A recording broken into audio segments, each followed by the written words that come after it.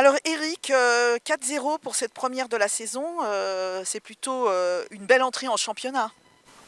Ouais, c'était important pour nous de bien débuter ce championnat. On s'est rendu compte l'année dernière que notre bon début de saison nous avait permis de lancer justement cette saison-là. Donc on s'attendait à un match difficile et il l'a été, notamment en première mi-temps. Cette équipe de Chambéry nous a un petit peu bousculé, elle avait des vrais arguments offensifs. Bon voilà, je pense que l'expulsion nous a rendu la tâche un petit peu plus facile, l'ouverture du score aussi en première. Bon voilà, après on a été très sérieux dans la deuxième mi-temps et puis on aurait pu, je pense, marquer peut-être un ou deux buts de plus. Mais le plus important, c'est encore une fois bien débuter la saison parce que ça nous met dans le bain tout de suite. Et puis voilà, on se rapproche de nos objectifs qui étaient d'être très performants tout de suite dans cette entame de saison.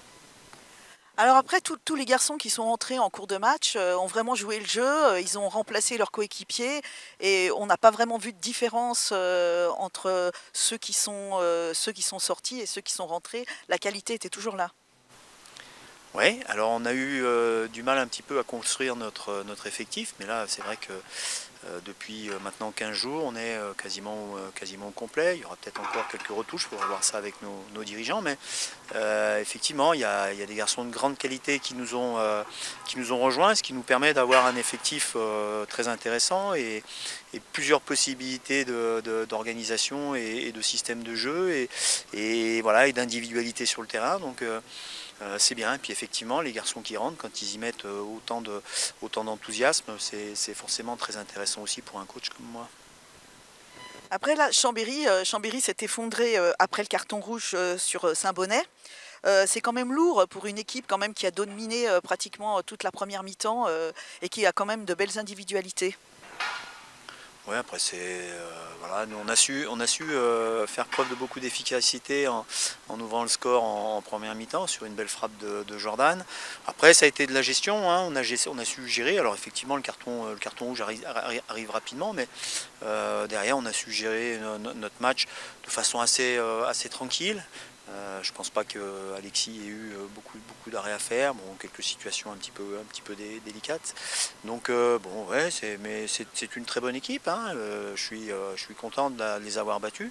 Le score effectivement ne reflète pas non plus la qualité de cette équipe-là, parce qu'elle nous a mis en difficulté sur la première mi-temps, mais voilà, un match se joue sur 90, on a su tirer profit de certaines situations et notamment de cette expulsion. On a vu Manu Imoru sortir sur blessure. Qu'en est-il de cette blessure? Est-ce que c'est grave? Est-ce qu'il va être longtemps à l'arrêt? Alors pour l'instant j'en sais rien. Grave je pense pas parce tout le monde me dit qu'il s'est arrêté au bon moment. Alors je ne sais pas si on peut s'arrêter au bon moment quand on se blesse, notamment à une blessure, enfin sur une blessure musculaire, mais il est évident que bon ça m'inquiète un peu parce que Manu c'est quand même un élément important de notre effectif.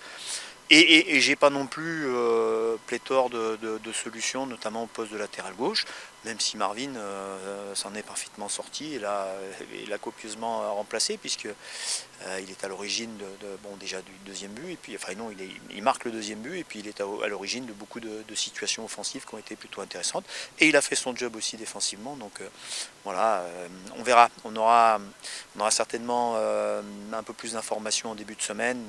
Au plus tard mardi, on saura l'indisponibilité de Manu. Merci Eric, et puis on a hâte d'être samedi prochain pour le match contre un Sud. Merci. Merci.